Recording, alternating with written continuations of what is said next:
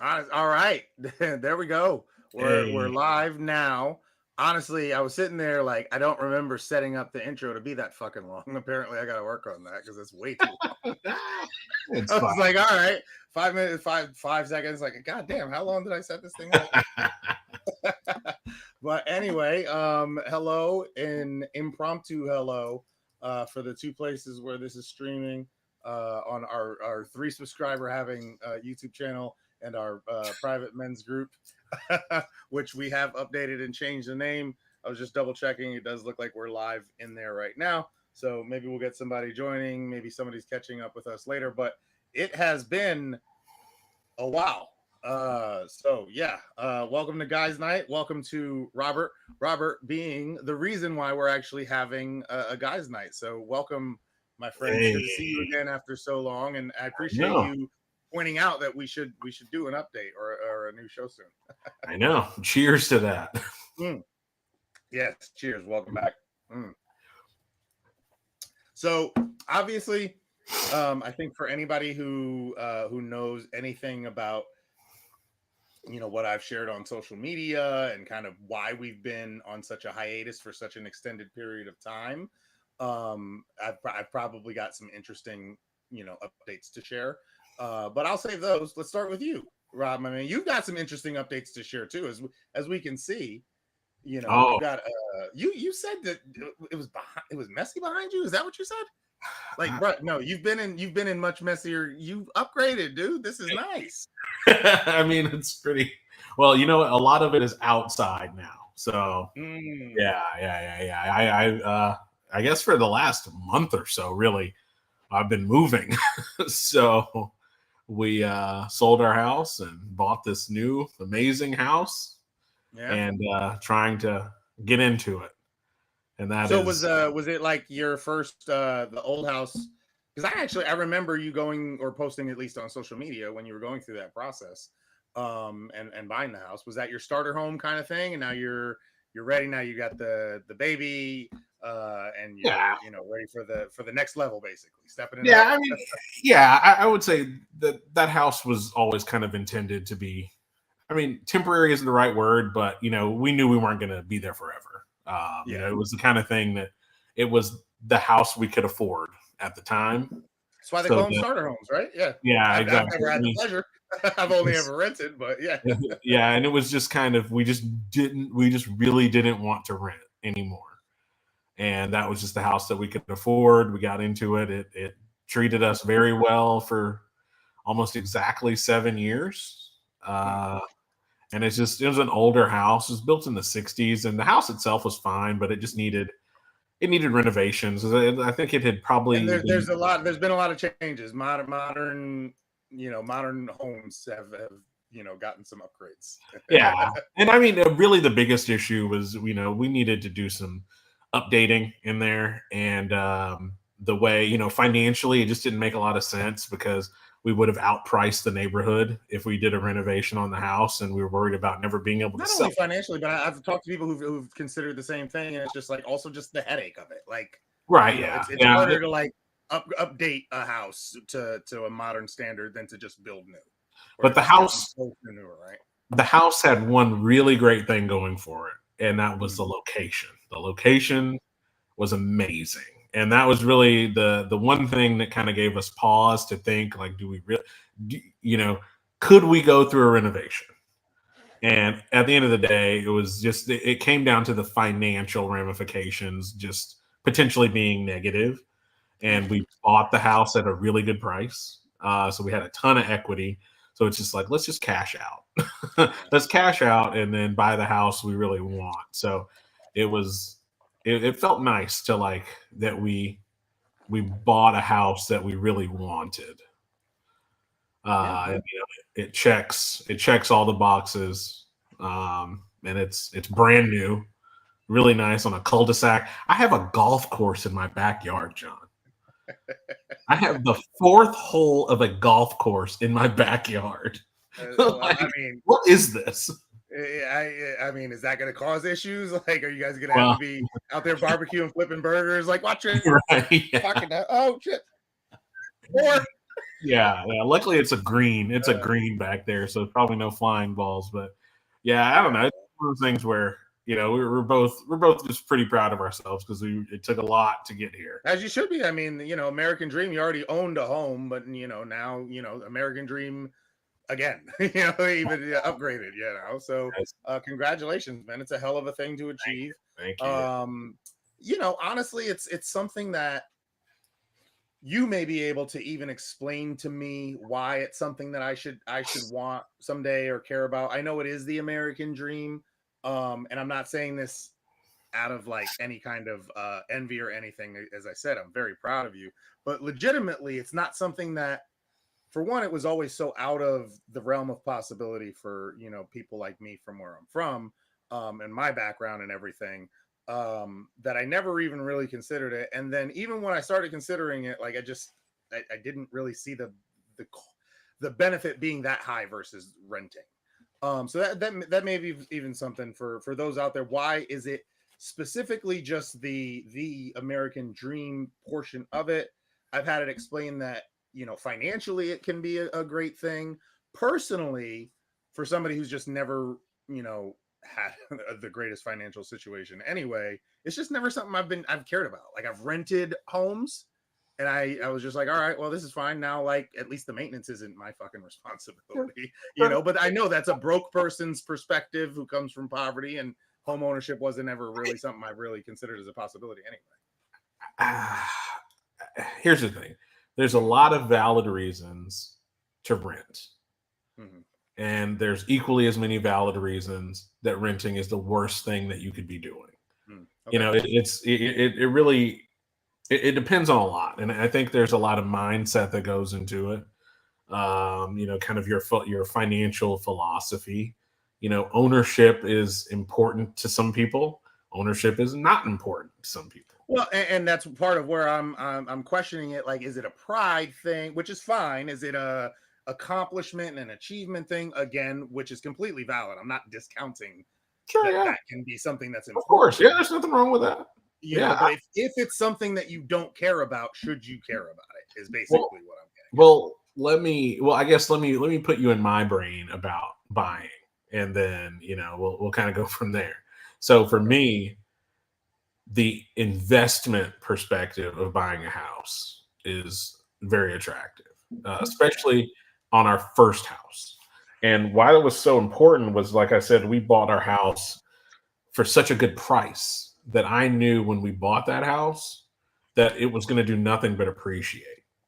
And when it was all said and done, when we cashed out on that house, we lived for free in that house. Mm, Like, that house, for the 7 years we lived there, we got all of our money back for living there. Did you live for free for the last 7 years?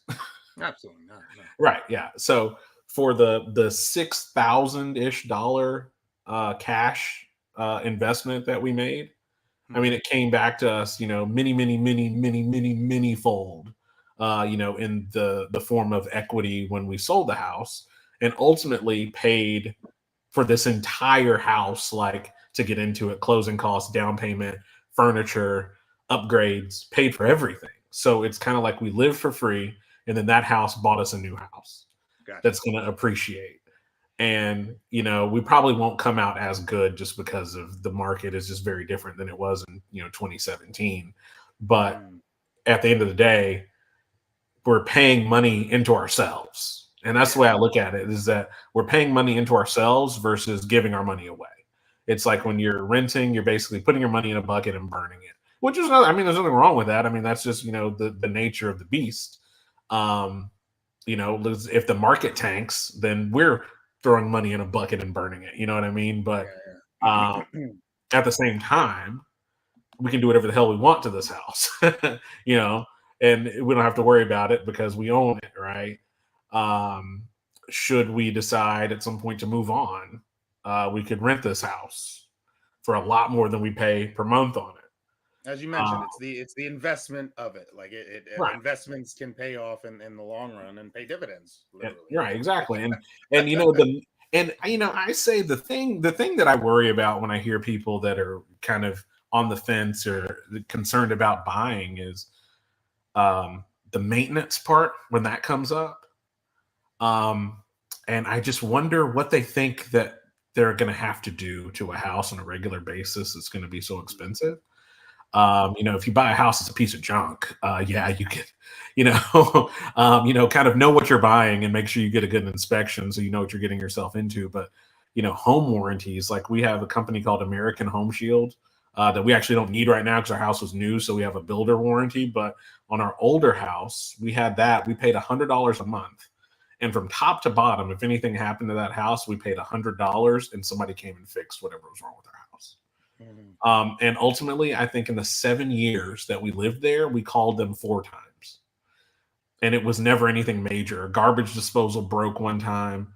We had a leaky faucet, another leaky faucet, and there was a roof leak, a small roof leak.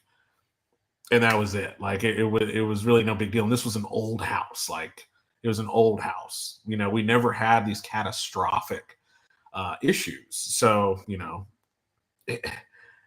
I'm sure it can be bad and there are horror stories, but maintenance on a house isn't something I feel like people, should stop you.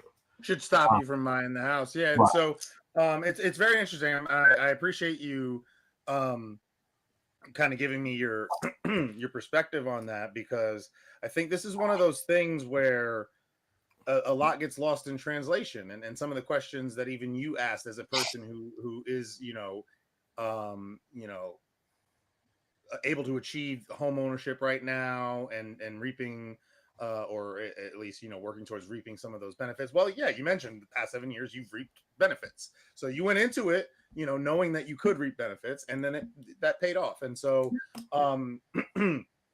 it's I appreciate you explaining that to me, because it is one of those things though where I feel like a lot of times people will say that you should own a home, but maybe not understand that to those of us where it's never really been in the realm of possibility, we don't have an understanding of the reasoning behind it because of our financial and economic background. Mm-hmm. That we need a little bit more of a explanation that we've never gotten on. Well, why? Like that is it just the or whatever? And so no, there are legitimate benefits. Now, what I would say is, for somebody like me, Mm-hmm. it's not that I don't think that everything that you said is a priority, but the word that you used, investment, right? That's a really important word, because it's something that I think is really popular right now, especially in the Black community. Like that, I've got my one of my best childhood friends. I call him my brother, like family to me, and he's doing really well with it right now. But it's becoming very popular in the Black community in particular. Mm-hmm. They're trying to learn how to start investing, like, because that's been a secret to wealth that has been historically not something that the Black community has been participating in. Not a secret, but yeah. Yeah, right, exactly. And so finally they can get involved. One of the things though, and I'm not speaking to that friend of mine, that brother of mine, he actually can get there. One of the things that I think is a problem is sometimes we get ahead of ourselves with what we're supposed to be wanting to achieve and all of that. And so when I hear people who start talking about investing or who start talking about home ownership, but don't have like emergency savings, or are literally living paycheck to paycheck, where they're not even living paycheck to paycheck. They're skipping bills. They're taking out payday loans and shit like that. Like, you can't put the cart before the horse. And that's where I think that conversation sometimes,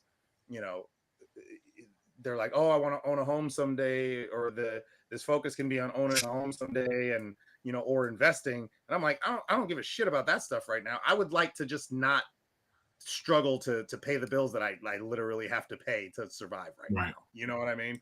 I've got a lot of priority thing. I've got a lot of thoughts. I've got a lot of thoughts. Well, I would love to hear them. Go for it. So you're first, I want to address the Black community about investing, and the term that makes me throw up in my mouth a little bit when I hear it, generational wealth. Yeah. Oh yeah. That's a buzzword that we love throwing around now. Oh my God. Yeah. It brings everything right up here for numerous reasons that we have to we don't have time for today. But one of the biggest issues, and that that a lot of people aren't willing to admit, is that they're living above their means. Mm-hmm. Mm-hmm. And that is really the root of a lot of those issues, why people can't. It's because they're hyperextended. I'll point at myself on that one. Even I'll explain this whole situation and where the fuck I'm living right now as an example of me learning that lesson. Yeah. Right. And one of the big things when we talk about myself in particular, and investing and what I've been able to do just kind of in the background over the last few years, is because at the end of the day, we were living way under our means, like significantly under our means.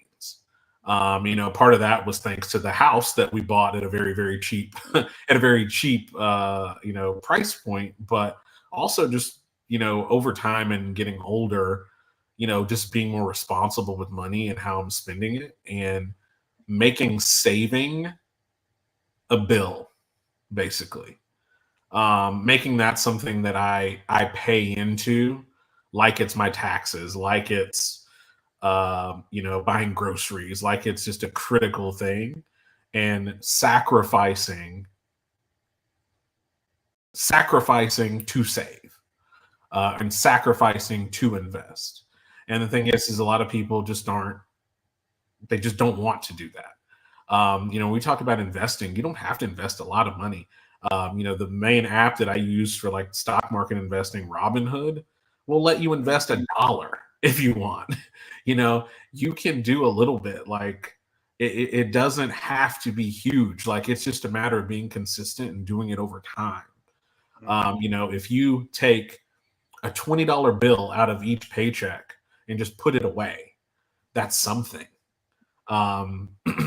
There's well, it wouldn't work for somebody doing $20, but just as an example, Robinhood has a high yield savings account that turns 5% just on the money that you put in there.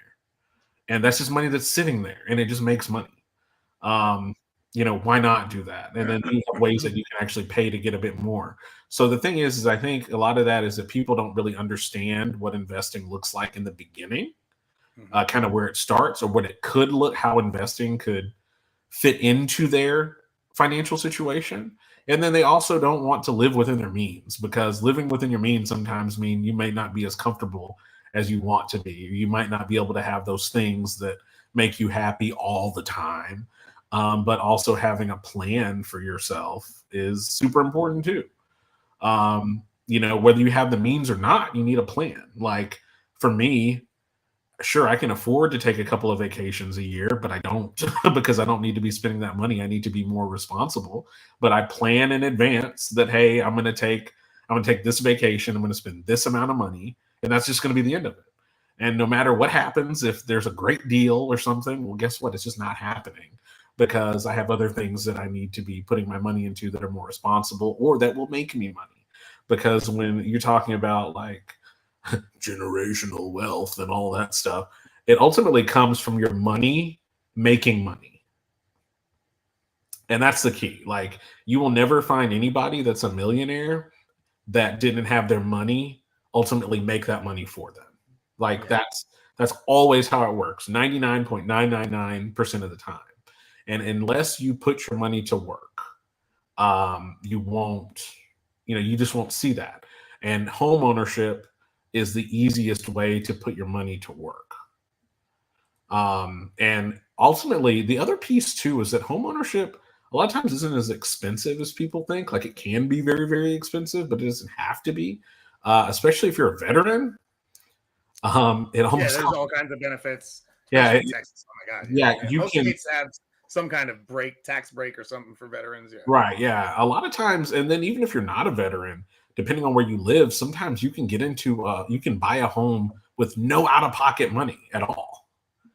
Outside of, you might spend $500 on an inspection or something like that. But there are ways, and the people that say, hey, home ownership isn't for me, I would challenge. My question is, how do you know that? Did a bank tell you that it wasn't for you, or are you just making that assumption that it's not for you? Because I think if they talk to a professional, chances are that there's a way, or there's at least a path to home ownership. Yeah. So I think everything you shared was on point. I do want to share that there was very early on in the other YouTube channel that I do focus on men's mental health, which is by the way going to be no longer a thing anymore, coming soon. So I'll share that update a little bit later on why and what's happening with that. I did have early on I had a conversation with another financial expert, and she's a investment or financial advisor in Canada. Very nice lady, Jenny, the financial lady. Was her name? Shout out if she ever sees this. She was a mutual acquaintance of a rapper artist friend that I know in Canada. Anyway, long story short, I had an interview with her about finances because, again, it's not something that coming from my background was ever anything that I had any financial literacy education on growing up.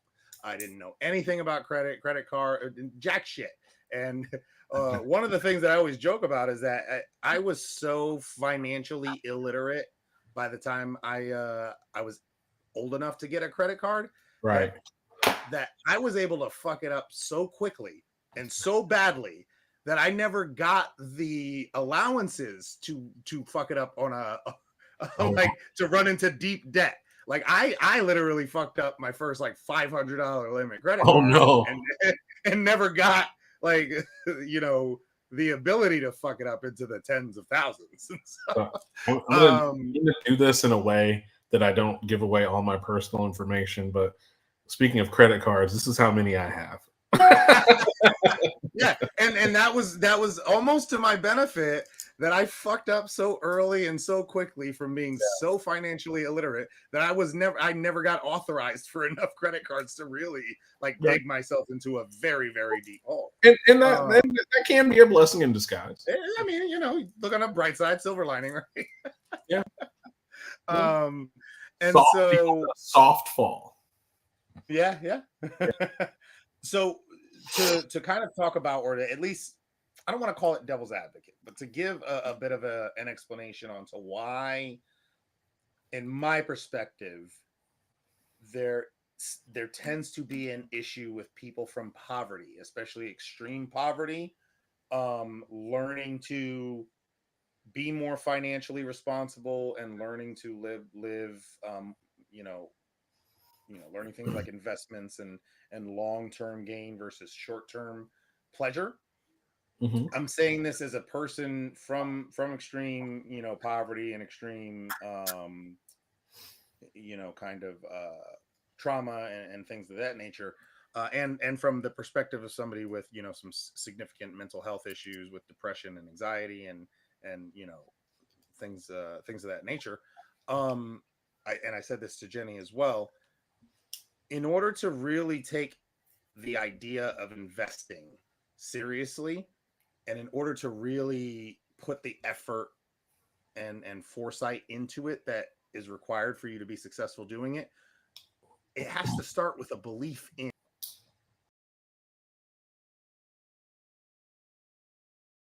I don't know what just happened there. Uh-oh. Did I lose you? Oh, there we go. No, okay. I'm here. I don't know what just happened there. I think last thing I heard was a belief in. Yes. So in order to really be everything that you're describing as far as like how you operate when it comes to investing correctly, whether it's in stocks and or in the housing market or anything, comes with a belief in the future, right? And so that's when you come from certain economic or trauma and social backgrounds, there's this real like live in the moment, I don't even believe that there's gonna be a tomorrow kind of mentality that you end up developing.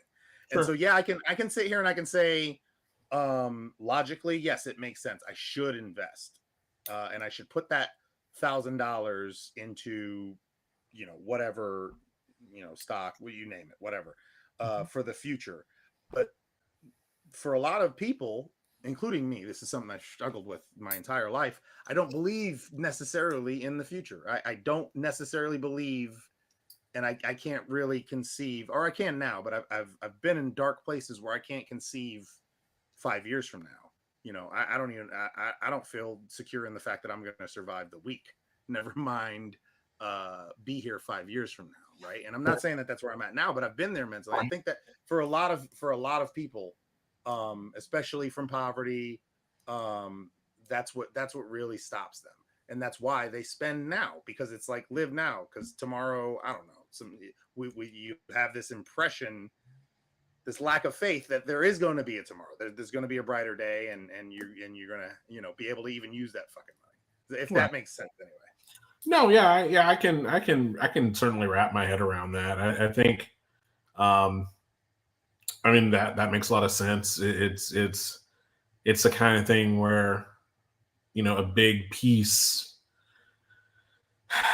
I think a big piece of building wealth in general is surrounding yourself by the right people. Yeah.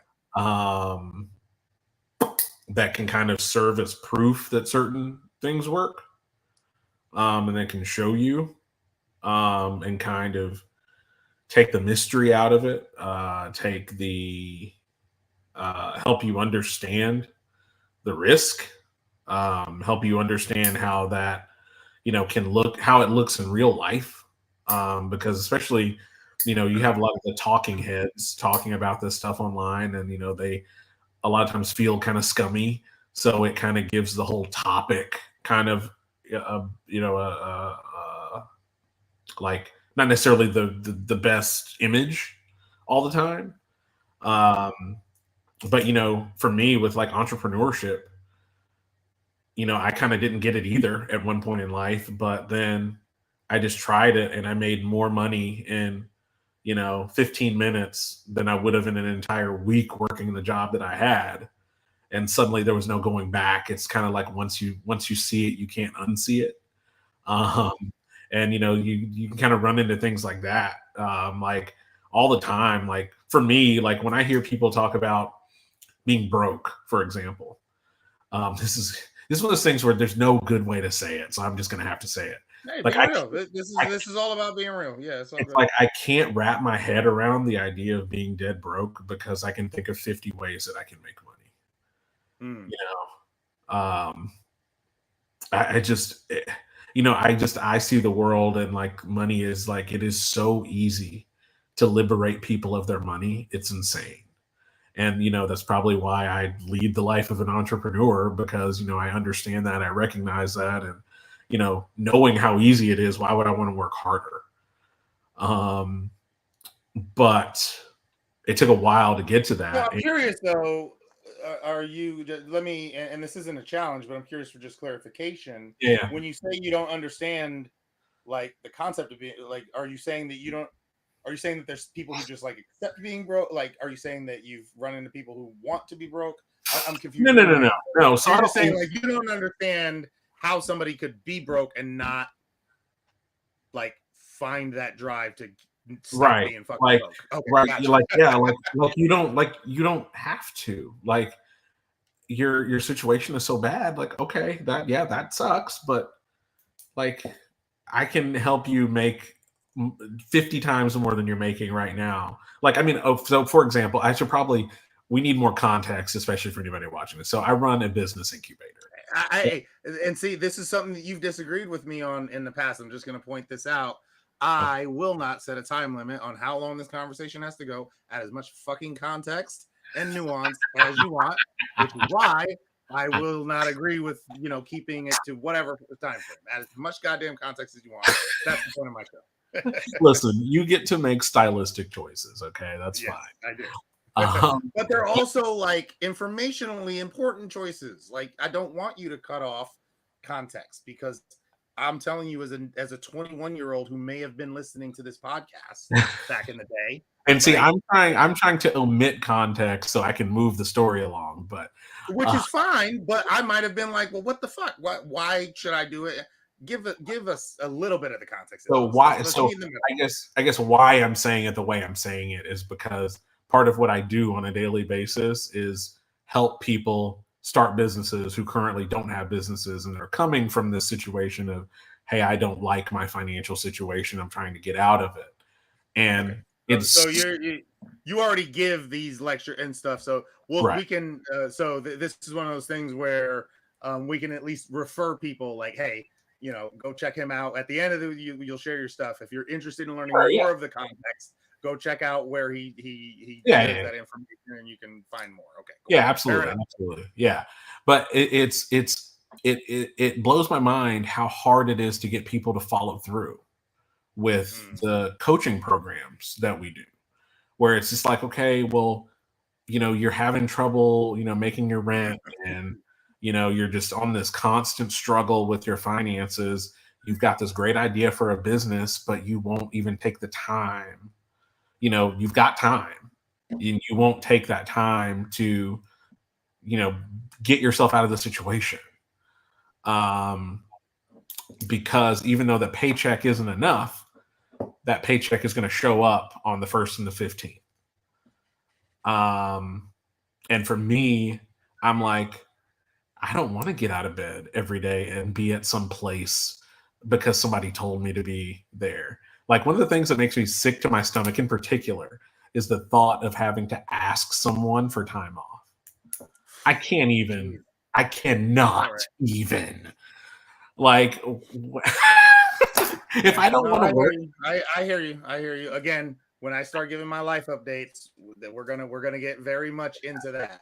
Yeah, and the thing is some people thrive in that environment. Like, I don't want to just shit on like jobs and careers, because like my wife is a great example of somebody who thrives in that structured, job setting. She does really great at it. She loves it. That's her area.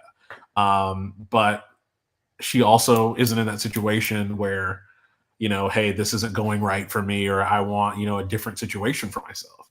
If she did, she would still do something about that, even if it was in a career pathway. So even I would also say, because this is guys' night, and you're talking about your wife, I would say that women in general could tend to thrive better in those environments, especially as they get older, than men tend to. That's anecdotal. I'm not basing that on any statistics or anything, but except for the statistic that there's so many fucking suicidal men who seem to be suffering right now, that don't seem to be thriving as well in well, maybe when I was 20, 21, like, yeah, do what you're told, be where you're told to be when you're told to be there. Cool. As I age, as I try and develop into a man with my own fucking opinions and my own fucking desires and my own all of this, I don't necessarily want to be an entrepreneur, but I also definitely am getting I'm getting to the age where it's like, all right, like, fool, like, I ain't asking nobody to go use the bathroom. Anyway, I don't give a fuck. Like, I don't give a fuck. Like, I don't care what my job is. I'm a grown ass man. I go use the bathroom when I want to use the bathroom, and nobody tells me when that can happen, and nobody gets to ask me why it happened.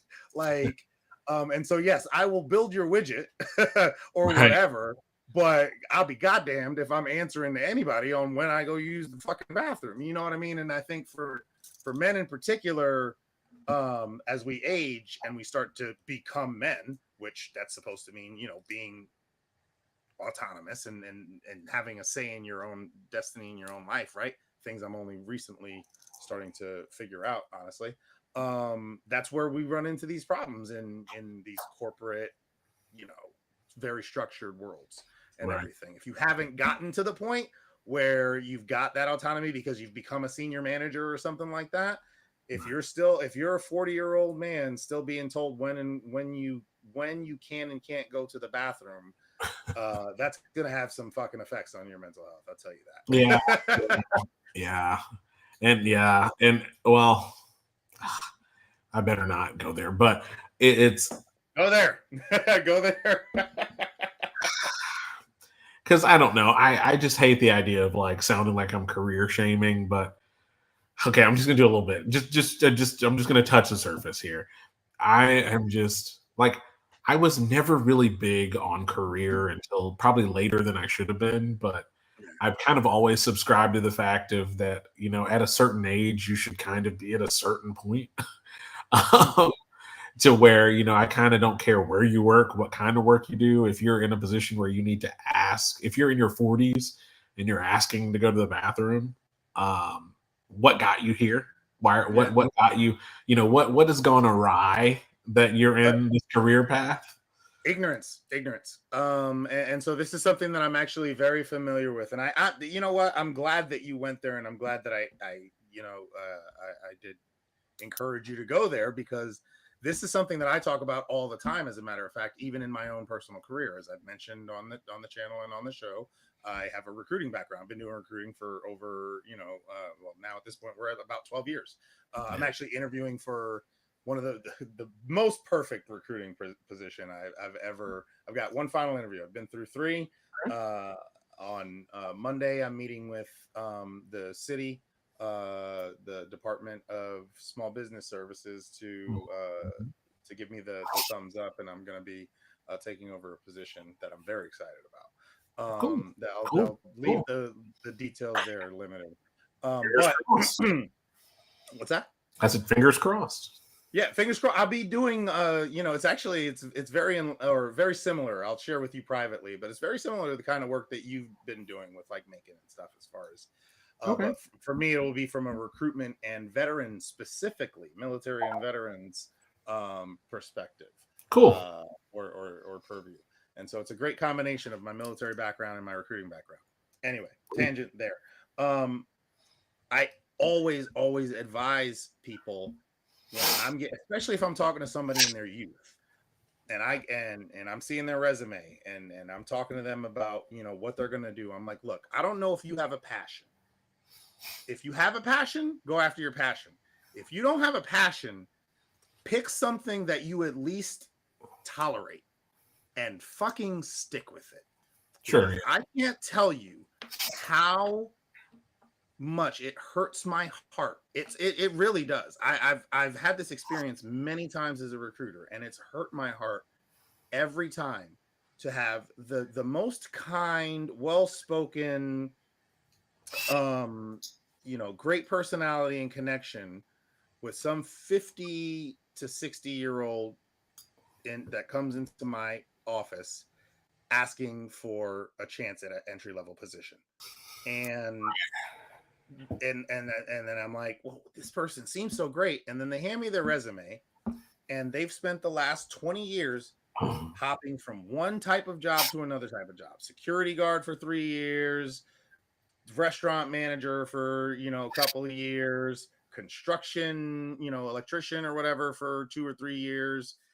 And they show up at my desk and they're like, oh yeah, I've got a bunch of experience doing a bunch of things. And it's like, it's so hard to tell them at that point, yes, but that you're not an expert at anything. And you're asking for an entry level job, but you also need to make way more than we can pay for entry level.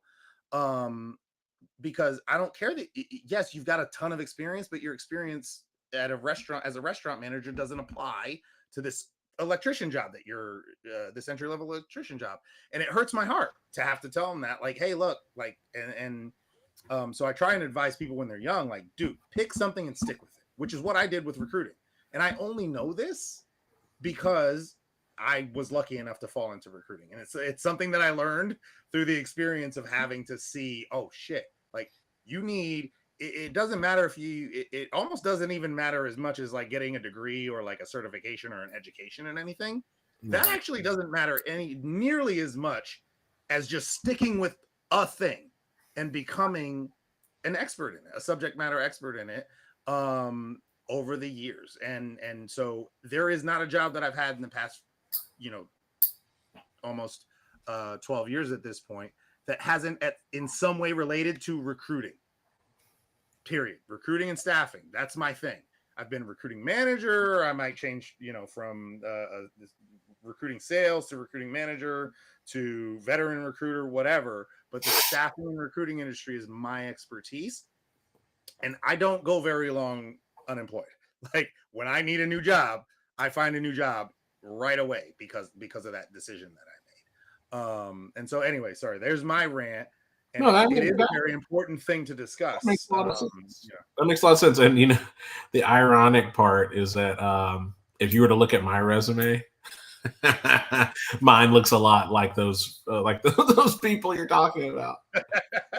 Well, now you went the entrepreneur route, which is fine, and that's honestly that's the alternative that a lot of people end up having to go to when they haven't developed an expertise or gotten some kind of education and stuff or something. Kind of, And yeah, it's like, that's well, kind shit, of I'm 40, I got to make a certain amount of money, and I can't get a job that's going to pay what I need to make apparently right now. So fuck it, I guess I got to go into business for myself. Is what some people end up having. yeah. That's kind of me. That's kind Yeah. of me. I All mean, right. Well, it's kind not of to like throw you under the bus, but no, yeah. no. Well, here's the thing. In the times when I've been like, let me just. And I mean, well, I mean, to be clear, I've kind of fallen into a regular job as well. So like I've got that now Yeah. working for university. But very in line with your Right. passion. It's still it's entrepreneurship related. They headhunted me. Like they showed up and they got me. So that was how that happened. But once that happened, I really kind of am leaning into this education as it relates to entrepreneurship.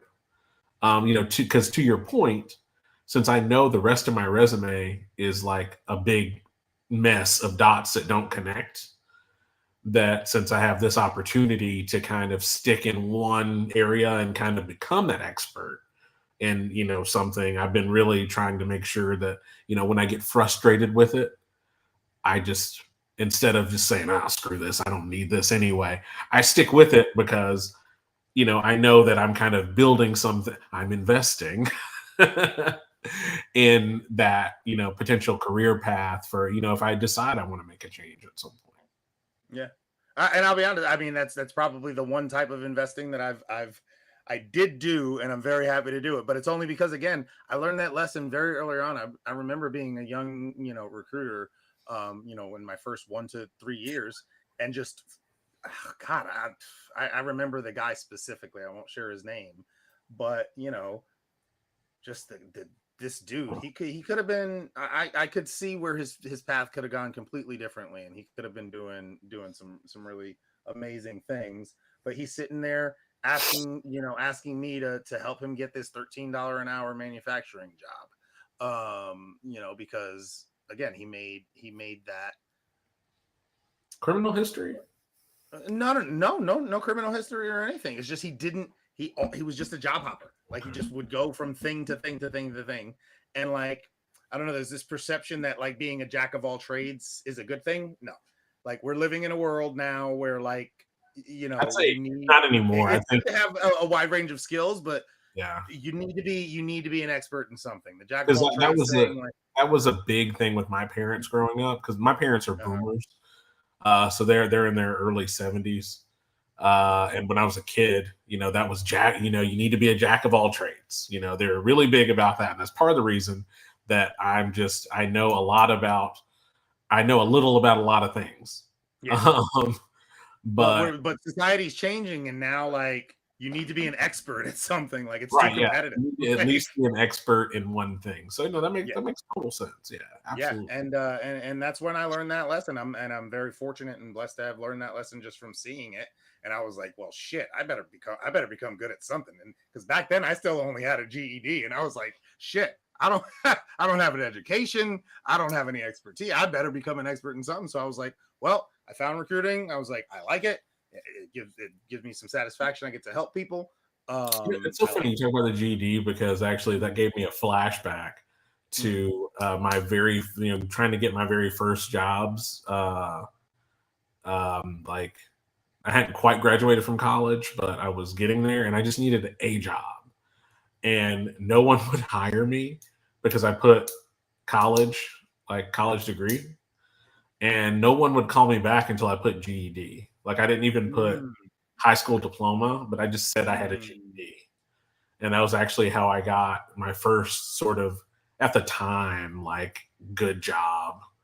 I guess it was in 2009, I think, working at Target, and I was making $15 an hour at Target, and I was really killing it at that point. Yeah.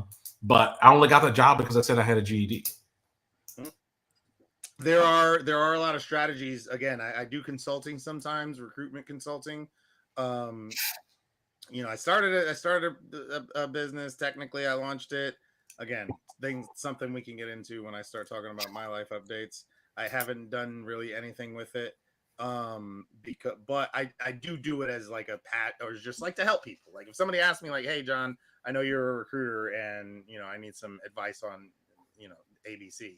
I'm more than happy to sit down with somebody. I was like, well, I like doing that, so maybe I can make it a business, and I just don't give a fuck, honestly, about it's not. And we've talked about this, and I know you didn't believe me at the time, but I don't have that entrepreneur thing that you have. I'm driven by something different, and I finally discovered it, and I'm accepting it. That's fine. There's nothing wrong. And it's not a value judgment. I've got that best friend that I told you about growing up, one of my closest friends, who's doing the stocks and the trades and shit. Like that's his thing too. Like just entrepreneur. He's been trying business after business for fucking like 20 years, and most of them haven't worked out. But he never stops trying because he's got that fire in him, to be his own boss. He don't want to. Well, I mean, even with an entrepreneurship, you have like an area that's for you, an area that's not. Like, most of my friends are entrepreneurs, and they're into certain types of things that I wouldn't touch with a 10-foot pole. Like you share that there is that commonality as far as like you want to, there are, and I see the upsides to it of not wanting to again have to ask somebody when you can go use the bathroom or do whatever the fuck you want to do. Like it's fair. And so anyway, my point being, I've consulted people on their resumes and things as kind of a passion to help people. And a lot of times I tell them like, this is a game. It's all a game. And my job, if I'm consulting you, especially as a friend and somebody I care about, is to get you the fucking job. Like, and I don't advocate lying, but there are things that you can do to make sure that your resume is the one that's picked so that you get the chance to be in front of the motherfucker. Right. Yeah. Making the decisions, right? And so, for example, that's the key to get in front of someone. That's the key, is to get in front of someone, because as a recruiter, I'm reviewing 20 resumes. Like I'm going to see certain things stand out on the resume. That's going to make me then say, all right, I want to call this person. But then now that I call you, now that's where you really get the chance to prove it to me. Your resume has never gotten anyone a job. A resume gets you an interview. Right. Yeah. Okay. You get you the job. Right. Yeah. Like me, I've never interviewed for a job and not gotten it. Same.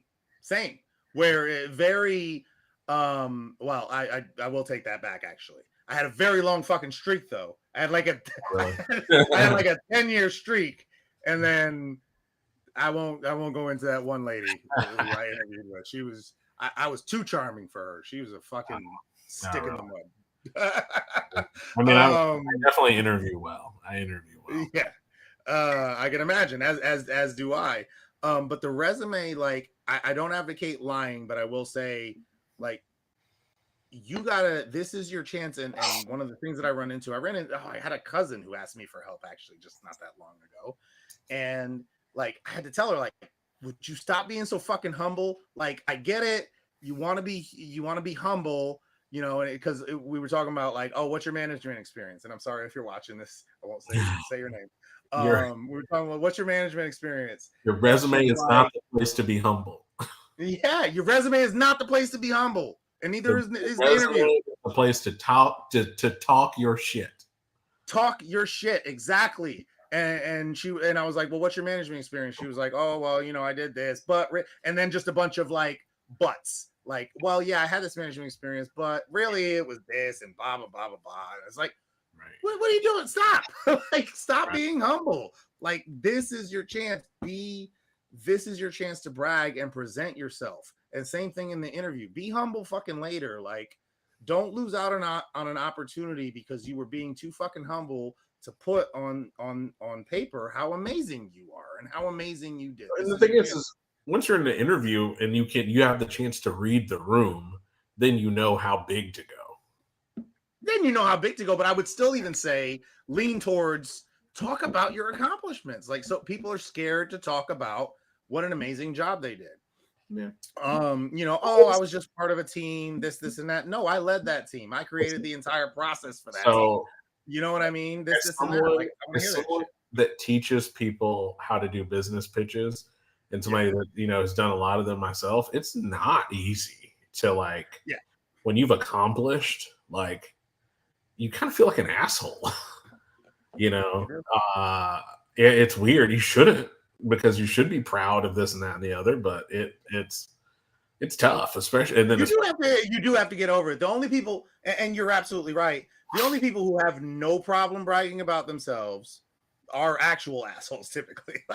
And typically they're bragging undeservedly, right? Like there's an old quote that I love. Something about like the wisest people are full of doubt, and it's the idiots who are full of fucking confidence. And it's similar to that. Like, I would never have to encourage somebody to brag about themselves who has never even thought about not bragging about themselves. Like, it's fucking whatever, right? But we do need to start encouraging people if they're gonna learn. Like, all right, I love humility. I do. I'm a humble dude myself, but again, as you put it, the resume and the interview is not necessarily the time for that. And there are ways to brag about yourself while still showing humility. For example, yes, my team accomplished ABC goal, and I'm the one who put that into, I'm the one who created the structure that did that, but I also had the help of this amazing person and that amazing person. You know what I mean? And acknowledging the help that I struggle. Not one or the other. I struggle with it a lot. I do. Yeah. I have a really hard. I mean, with bragging? With when the time comes for me to like, when I'm in situations where I need to like qualify myself in a room, I have a really hard time with it. Yeah, I mean, you've done it on the show. Even I've had to brag about your own accomplishments.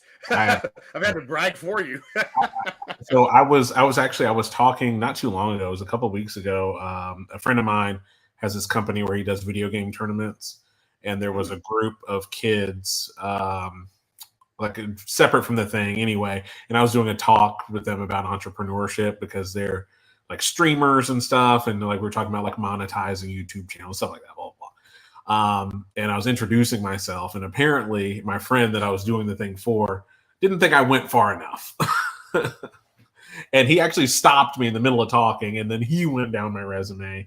And like, I wished that I could have just, the Homer Simpson thing where he just backs into the bush. Oh yeah, like really? He can't see me. Like that was what I wanted to do. But the thing is all he was talking about was things that I had done. But like, I don't know, in just some settings when you're just talking about like accomplishments, I don't know, like for me, it's like I'm almost embarrassed sometimes. Well, actually, all the time, to be honest. So like I totally get that thing where you don't want to, do that. Like the resume, I'm fine with it on the paper, but if I get in front of someone, it gets really hard.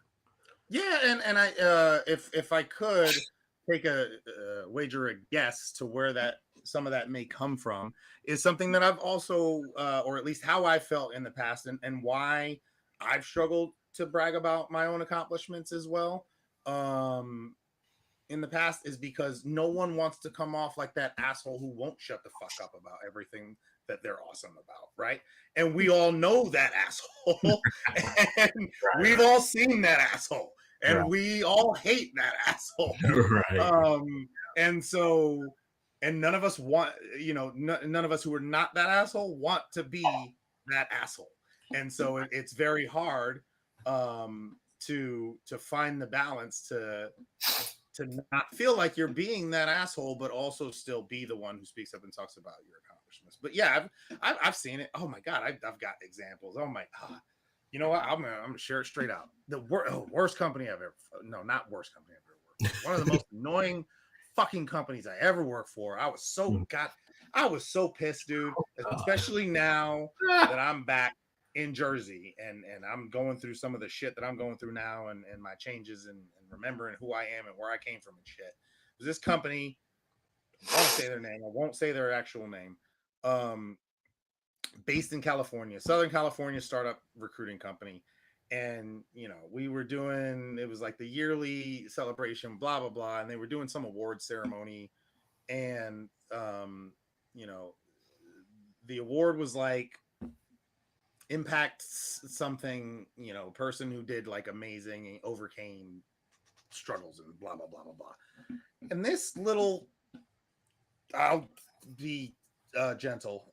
This little something from Southern California just got up there and just started talking about for 30 minutes, just ranted about how amazing they were and all the things they overcame. And when they started listing the things they overcame, I was oh, I couldn't take it. Like, I couldn't take it. Like, this person was literally bragging for 30 minutes about some of the most mundane, privileged Southern California, elite fucking first world problems that you could ever fucking imagine. And that's where that comes from. Like, none of us want to be that person who's like up there talking about how amazing you are and what you've done considering everything. But that's just one example of somebody like that. And I guess I wanted to rant about that because fuck Look, I get it didn't off. even want to say it was her, but of course, fuck her. Oh, You know, I hated her. speak on it. Speak on it, King. Speak on it. No, the privileged sometimes don't realize, how privileged they are. And she was also on top of that, just exhibiting a lot of narcissism that very much bothered me. Where I'm like, all right, come on, like those were your biggest problems. Oh, your divorce was really hard, and so you went to live with mommy and daddy in your fucking in their mansion, while you processed your divorce. Oh God, my heart fucking bleeds for you, Jesus. Yeah. Yeah. All right, I'm getting on a tangent. Don't make me start No, I get it. here. I get it. I have those moments a lot when I go to, I'm always going to a lot of like entrepreneurial like events and like panel discussions. And, here's where I get weird even thinking that it's about to come out of my mouth. But, I go and then I realize I'm the most successful person in the room. And I'm not talking, I'm not on the panel, and I'm just here, and I hear these people like they're just talking. Oh wow, I've done more than you. I'm like, I'm like, why are you the one talking? Because you haven't done much more than a lot of these people listening to you. And I don't know, it just gets weird. It's weird times. The answer is because the squeaky wheel gets the grease, and it's again, the hum, we have to start training ourselves to speak up. And so otherwise the loud ones are gonna, just kind of dominate the conversation. And that's what I've run into. And what's so funny is one of these things that I went to was about, it was like about getting your business, preparing your business, like if you wanted to sell it to some, like if you wanted to get it ready to be sold or to take on investors, blah, blah, blah. But the three people that were on stage talking, none of them had actually done it. Like, none of them had sold a company. None of them had like venture capital investors. What were they? What was their expertise? They were basically advisors or like business coaches. And then I realized that, at some point that I was the only person in the room that had actually sold a business or had any investors. And I just was like, oh, wow. Okay. This is what we're doing. And I'm just seeing these poor people just eating all this up and hanging on their every word. And, it kind of reminds me why I do what I do, because I try to intervene with these people to make sure that they're getting, the best advice for them. Yeah. But, entrepreneurship is a minefield. It really is. It's a minefield of scammers and bad information. And yeah, I mean, every industry and market is competitive. Entrepreneurship probably being probably at the top of that. I wouldn't I wouldn't doubt, right? Like you talk about, dog eat dog. These are companies that are trying to get their foot Yeah, off the ground. My guess I would think be that that's a I think very it, competitive market. I think it depends. Like it's probably, it's probably not competitive in the way that you would call other things competitive. It's probably Probably depends on the what's the word that I'm looking for?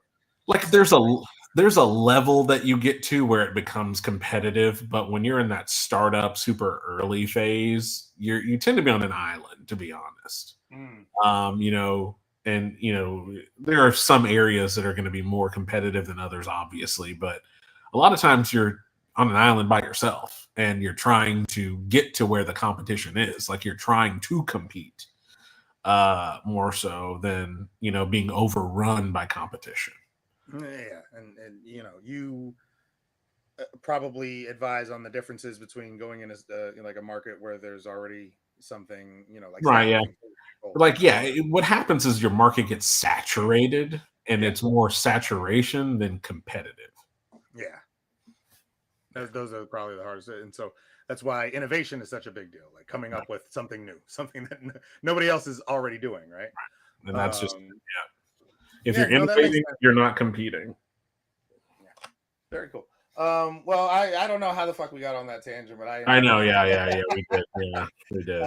I did want to share because I can't stay on very long. I've had a Yeah, very exhausting day. I What's probably that? got 30 minutes, so I'm glad you You said probably got 30 minutes. All right, cool. I've had a very exhausting day. I've had a very exhausting 4 months.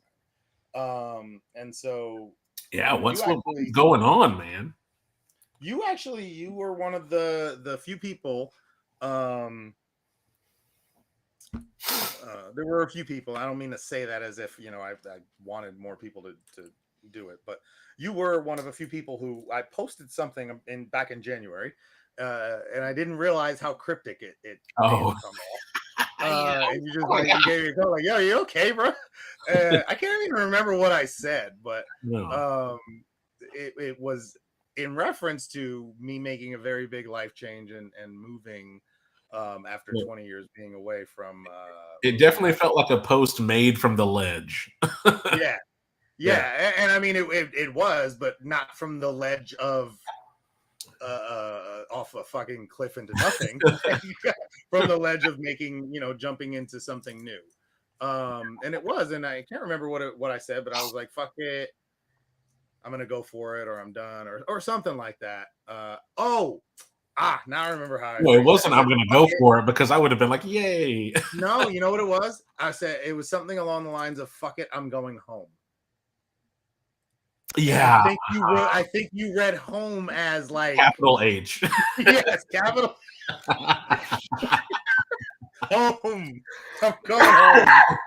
Lord, take me. I'm going home. Yeah, yeah, And I remember reading it after and being like, oh, you know what? That's a very black interpretation of that as well. yeah. Right. Yeah, yeah. Very black Um, church. Very black yeah, church. that's very black church interpretation of it.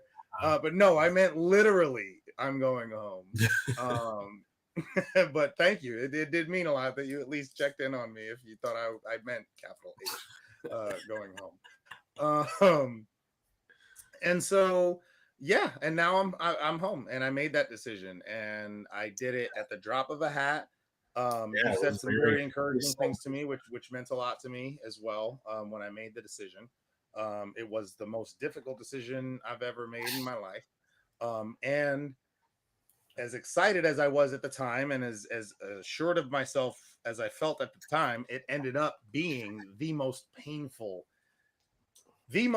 experience of my entire life. And that's not, I'm not putting that lightly. so And why? I'm not exexaggerating that. It's been So the why? most painful experience of my entire life. Okay, but What were, why? what were you saying? Why? Why is it painful? Um, I've shared it a few times with a few people, so I'll try and get the Cliff Notes version, but Yeah. so you've seen some of my background. For anybody out there who hasn't, I've shared it very publicly on various platforms, and I will continue to. I'm not going to go into all the fucking details right now, but I had a very rough upbringing, very rough childhood, went through a lot of traumas and stuff. When I was 18, I left all that shit behind. I left this behind. I left home behind. I come from a very rough area. I come from a background and experience that, frankly, most people don't, will never have to experience with thankfully. I wouldn't wish a lot of the things that I had to experience growing up on anyone. And when I was 16, my son was born. When I was 17, I got married. And then when I was 18, I joined the army to try and get the fuck out of here and start a new life. And I did.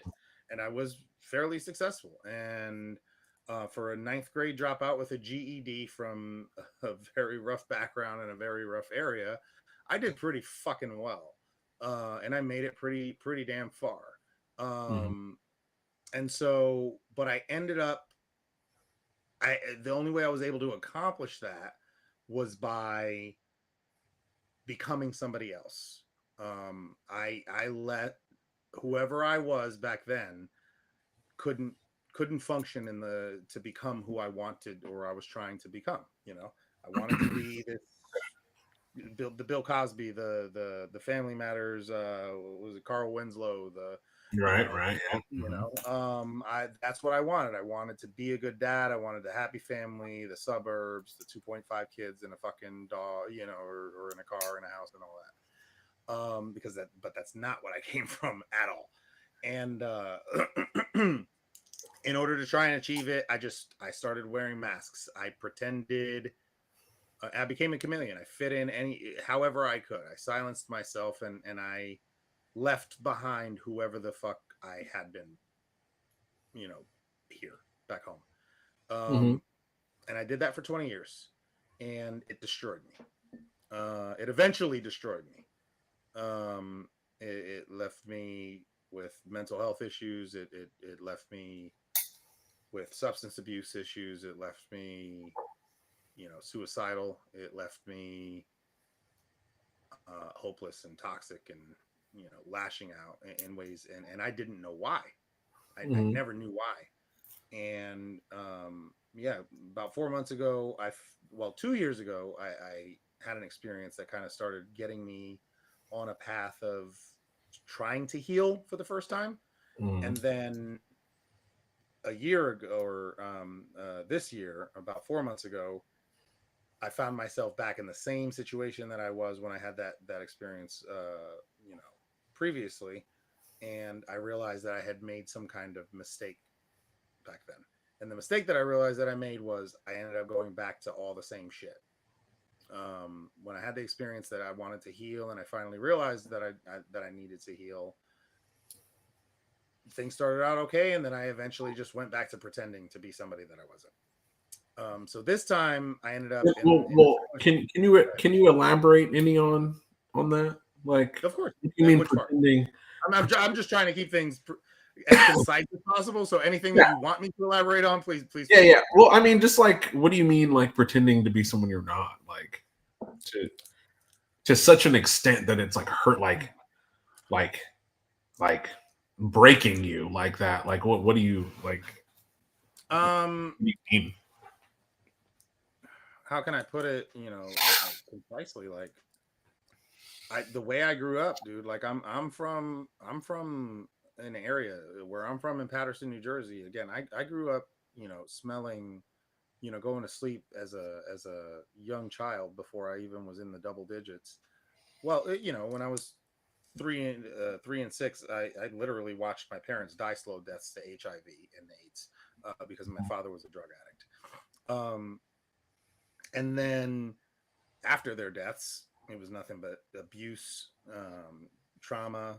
I went to sleep smelling the lit crack pipe, the aroma of a lit crack pipe coming through the walls. I can still identify it if you ask me. Or if I ever smell a crack pipe, which I haven't in a long fucking time, thank God. But I guarantee you, I'd be right back to 7 or 8 years old smelling that shit. Windows being broken, my shit being stolen, fighting to defend myself, from any random person who wanted to take advantage of me. abuse, being, physically abused, emotionally abused, and more. Uh, it was very rough, and I became very rough, and then it went from being the victim to being the perpetrator because of that. Like I'm from a rough area. Like I was not the one to fuck with. Like I've been on trial for aggravated assault. I beat the charge, thank God, but I almost ended up in prison for the rest of my goddamn life for breaking a dude's skull with an empty 40-ounce bottle. Yeah, that'll do it. What's that? I said, yeah, that'll do it. Yeah. And so I don't typically share these things openly because I don't want anybody to think that I'm bragging in any way about any of that shit, because that's one of my problems with Well, a lot I of the mean, experiences that I've had in life since then. Is I hate that there's a lot of this new generation that does the shit that I went through involuntarily, right. that they try and do that out of like this desire to be fucking cool. I hate that shit. I did not want that life. That life. Right. Well, here's the thing. I So mean, that added a lot of context, because when you say rough, like, what are we talking rough? Because rough can yeah, mean a lot of things, right? rough So can mean a lot of things, and especially when everybody, your definition of rough depends on how rough you had it, and so that's like your base. That's your baseline, right? And so, but I try not to. Again, I don't want to come off braggadocious. I don't want to come off like, oh, boohoo me. right. But I But also still, have discovered that it's like, no, like when I say rough, I mean like I'm talking about shit that most people don't ever have to but experience. still, my question is then, okay, with all that said, when you were saying, coming back there had you, I guess acting like someone that you weren't, then what does that look like? When you say coming back home now, Or that, well, you were saying that you started falling back into those same things. So I guess what was the thing? Like so they what? Yes, so leaving here and how I came up, I couldn't identify, or I hated who I was. Now I'm starting to identify the things that I love about myself. But if you remember, we had an episode and we had a show. It was maybe episode 2 or episode 3, where we talked about, do you love yourself? I asked that question to everybody, and I think everybody's answer was yes, except for me and you.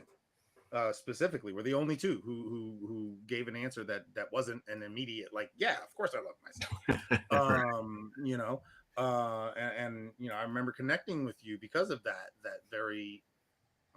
answer. um I left home because I hated myself. I hated where I came from. I hated who I was. Yeah. I was ready to just, I was selling drugs on the corner. Like I was ready to just end up in jail or dead or whatever. Just like, it was whatever. Like I did not give a shit. That I resigned myself to that fate. And then my son was born, Hmm. and I couldn't. I don't know. There was something stirred inside of me, and I had to leave that life behind and find a way to do better for him. And so I joined the army, and in order to leave though, I had to decide that I hated who I was. I hated everything about who I was and where I was from. I hated it. I didn't want to be that. I didn't want to be like my family. I didn't want to be like the people where I was from. They were, at the time, my mentality, they were losers, they were broken, and I needed to do something different. And so I decided to go pretend to be somebody else. And I followed everybody, or I tried to follow any example. At first, it was the army, and I tried to fit in with the army, and I did pretty well for a while, but eventually that fell apart. And, there's a whole story behind that as well. And then I got out of the army, and I tried this and I tried that. And I tried for as long as I fucking could to find my path and who I was, and a way to be happy and a way to be successful and all of that. And I was not very successful. Well, I was on the surface, but I wasn't internally, in what people didn't see. I was miserable. I was angry. I was drinking too much. I was barely hanging on. I was white knuckling it. Hmm. Through life. Everything that I accomplished was done by just the fucking sheer grit and determination. Okay. But I can't So tell you the number of times when I'm you going to got get. back, when you got back home, then what? So eventually, about 4 months ago, something happened again, and I'll write about it at some point or something. And I said, fuck it, I'm going home. And I don't know why. Something said that I should go home. Mhm. Something told me I need to go home. I was suffering. I remember being in bed and suffering for days and just dealing with it and trusting in my faith, that I had developed finally. And I said, I'll sit with it. Fine. I cursed God. I looked to the sky and I sat with it. And then just out of nowhere, I got this random, after a few days of suffering and the suffering started to subside, something hit me like, go home. You should go home. And I remember being like, fuck, I should go home. And I didn't know why. But as soon as that thought came to my mind, I felt better. Like I felt like this sense of peace. And I remember feeling the sense of peace. And so then I called my there's a woman who I consider like a mother to me. I've interviewed her. Her name's Sean. Um, and so I called her and I asked her if I should come home. And we had a whole conversation. She encouraged it. And then I called my best friend who I'm now here living with, and I asked him. And he was like, hell yeah, come home. And he immediately cleared out a room and he was like, I got you. Like, didn't ask for money, didn't ask for rent. He was like, just come the fuck home. You want to come home? I got you. Even though I've been gone for 20 years, that's what kind of friend he was. And then I called a few other people and they all said the same thing. Like, bro, if you feel like you need to come home, we got you. Come home. Mhm. And I have not had that for 20 fucking years. You know what I mean? I've been out doing it on my own. Yeah, I was married for a while, but even when I was, like, I did it all. Like, I kept the fucking roof over our head. I kept the bills paid. You know what I mean? Sure, sure. Like, um, I've been doing it alone for a long fucking time. And so something told me to come home and it said, don't wait. It said, go fucking right now. Cause I knew once I heard that, like, okay, I should go home. I knew that if I delayed it all, I could very easily not go home because I had that feeling before. I've had that feeling in the past. I Yeah. didn't want to leave my kids. My kids are out there. My kids were out there in Texas, even though I wasn't married anymore. My kids were there, and I didn't want to be an absent father. It was so important to me. But I realize now that I was hurting them more by staying there because it was destroying me as a person. Okay. Yeah. Which then let itself out in very destructive and toxic ways that I regret, with the best intentions. But you know what they say: the road to hell is paved with the best intentions. Ain't that the truth? Yeah. And so it was with the best intentions, but I did a lot of damage to them by holding on too goddamn long, is what I realized. And I finally decided to come home, and I didn't know why. And then I spent the last 4 months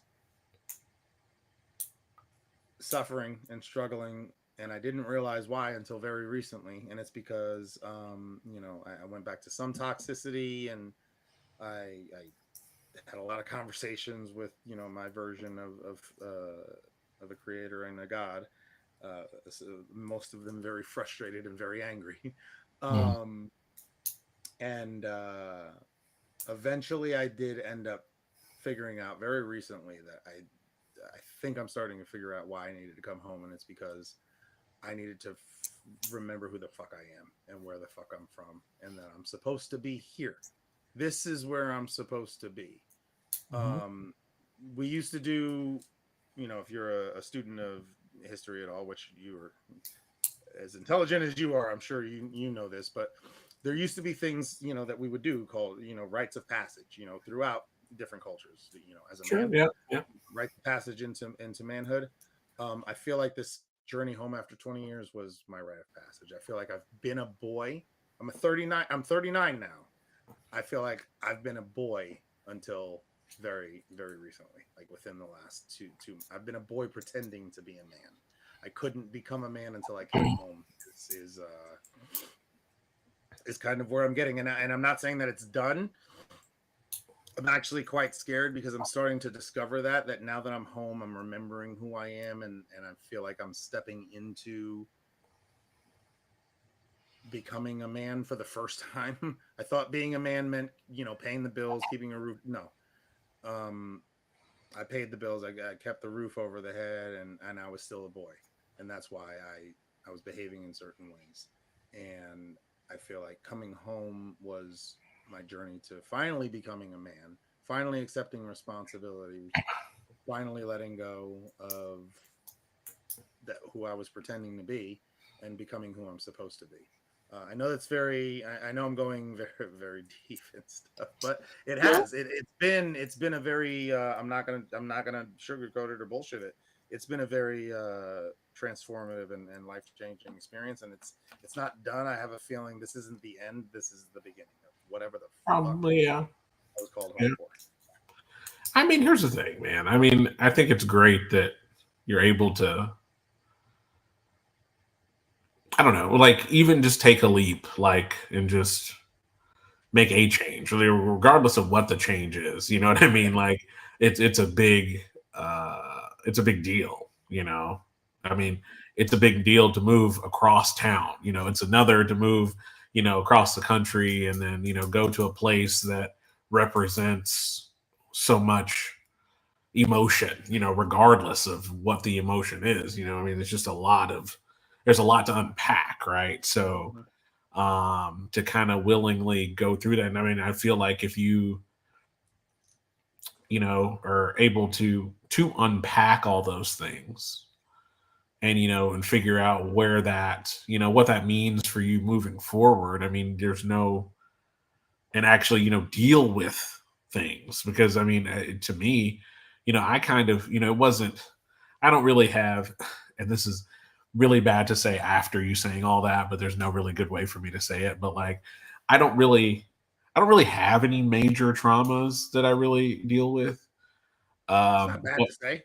but but after you just tell it, but even me when I needed to move back home, it was hard, and like there was nothing traumatic about home, but it was Mhm. still very hard. So I can't imagine what it is like to go back home, but there's stuff, there's stuff that you have to deal with and be reminded of that you've been separated from for so long. So, I mean, to willingly do that takes some stones, but I think doing that in general, you know, it can't hurt. You know what I mean? Like it's there has to be something to benefit from it. Now, what that'll be, it's probably too early for you to really say. It seems like the kind of thing that ends up being so big and so many moving parts that who knows what's on the other end. But Yeah, uh, yeah, it sounds like something that you had to do, yeah, and again, and you probably would have regretted it if you did. it would have been nothing but regret. And as a matter of fact,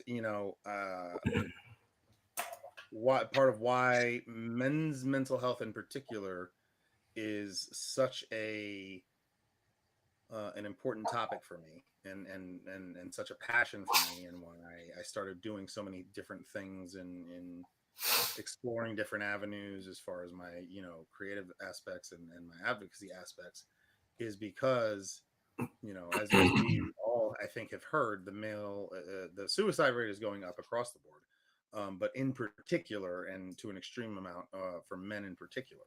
Um, and the reason why that became such a source of advocacy for me is because thank you for what you said about it taking balls, and you've said that to me before, when I first decided to move here. I had no other choice because I now understand why that suicide rate is where it is. Or I understand why it's rising, and I understand why so many men are killing themselves is because they're more scared to do what I did, um, than they are of killing themselves, which is fucking insane to think about. Is They're it? more, Is it? huh? Is it insane to think about?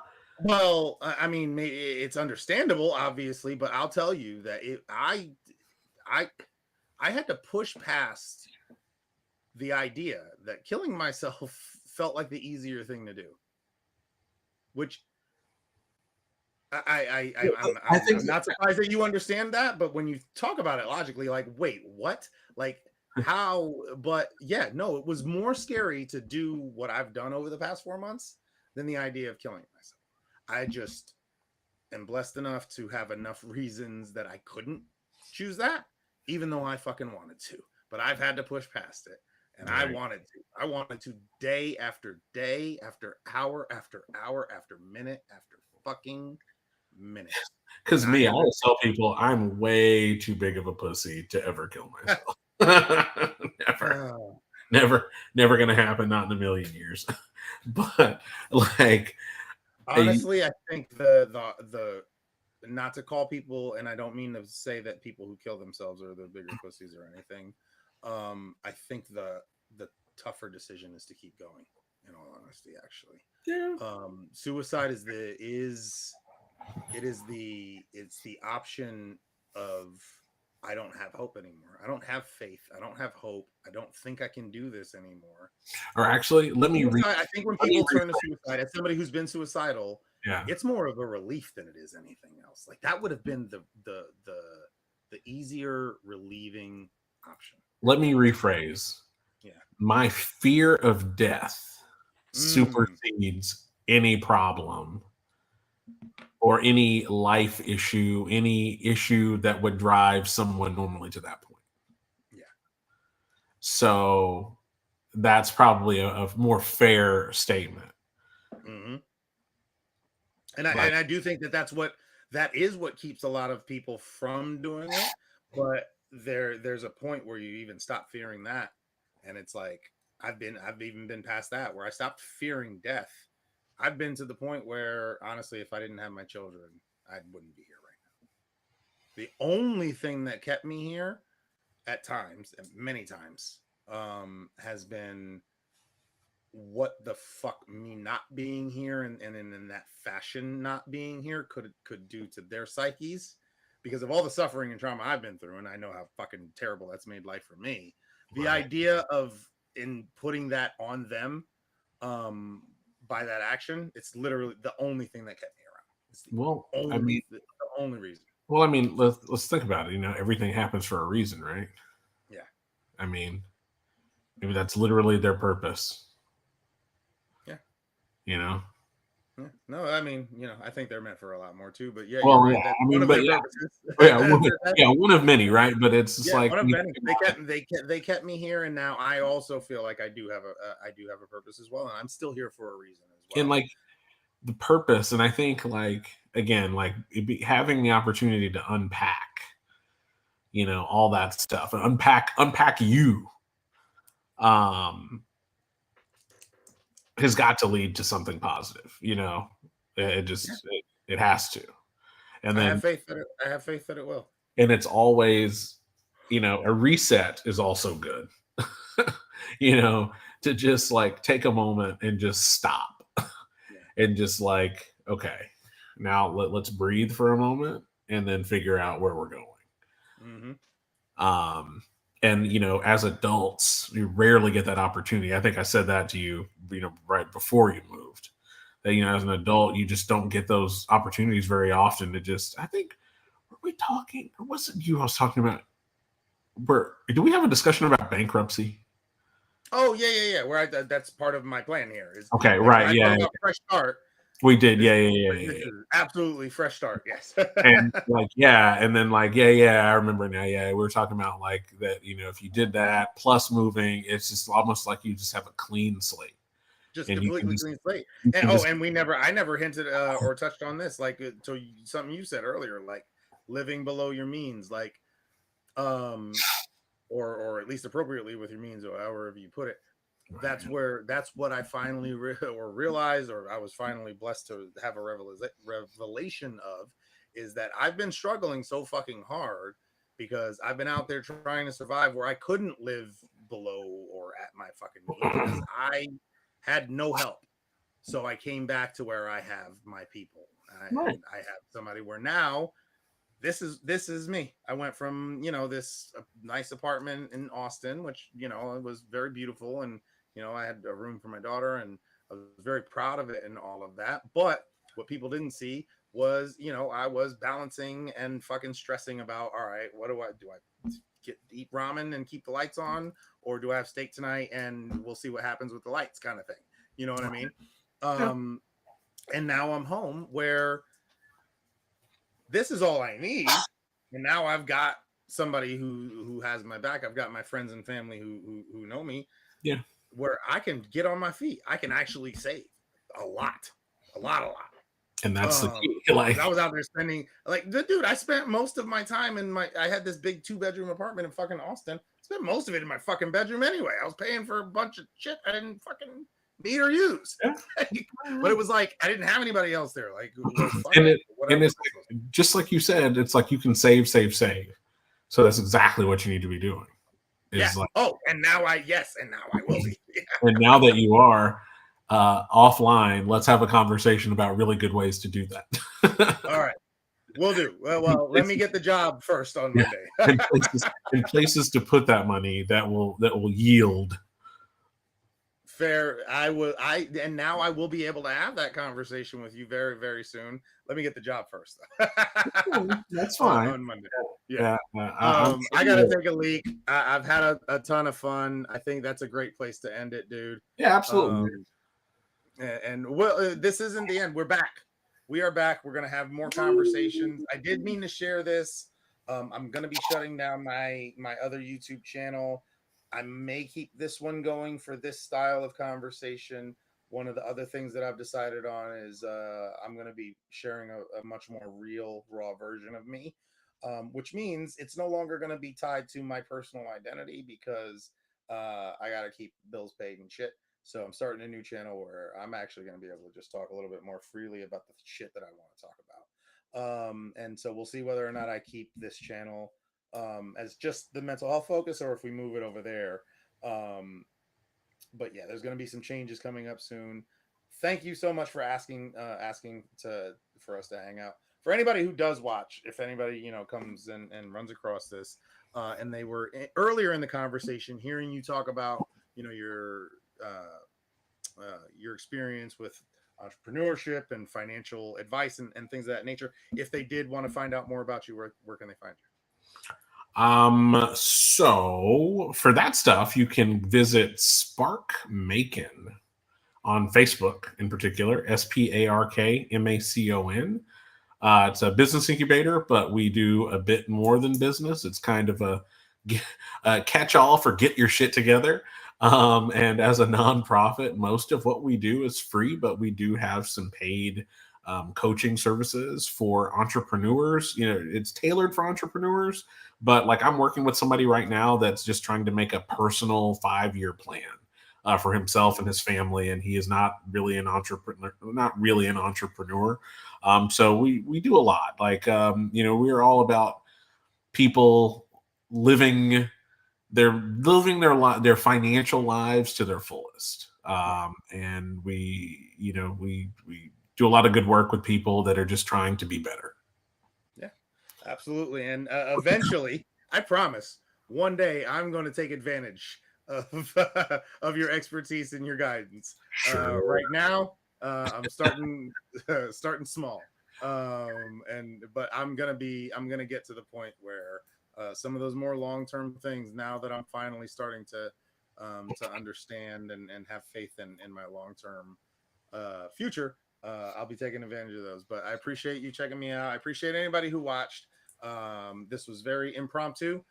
Thanks to Robert for kind of even suggesting it. But I've got a lot more updates coming. I'm going to be posting my next step, or my next to do is to be shooting a goodbye video for the other YouTube channel that kind of was my experiment in sharing openly about who I am, which was kind of awesome. An experience that I needed. And so I'm going to be posting a goodbye there, and then launching a new channel that I'm not going to be sharing anywhere, as far as like advertising on my personal page or whatever. It's just going to be for me. It's therapeutic, and if organically people find it, then fine. But I need to find a way to be the real me, and I'm finally figuring that out. So anyway, all right. And just before we go, I just want to drop the mic on you and say that I was right. This was 90 minutes, exactly like I said, and we got everything. Fair enough. Well, hey, that's because I gotta go pee. So yeah, okay, whatever. I'm the one ending it early because I gotta go pee. Okay. Yeah, yeah. Always a pleasure, sir. Yes, sir. All right. We'll see you again soon. All right. Bye. Yeah, man. Take All it right. easy. Later.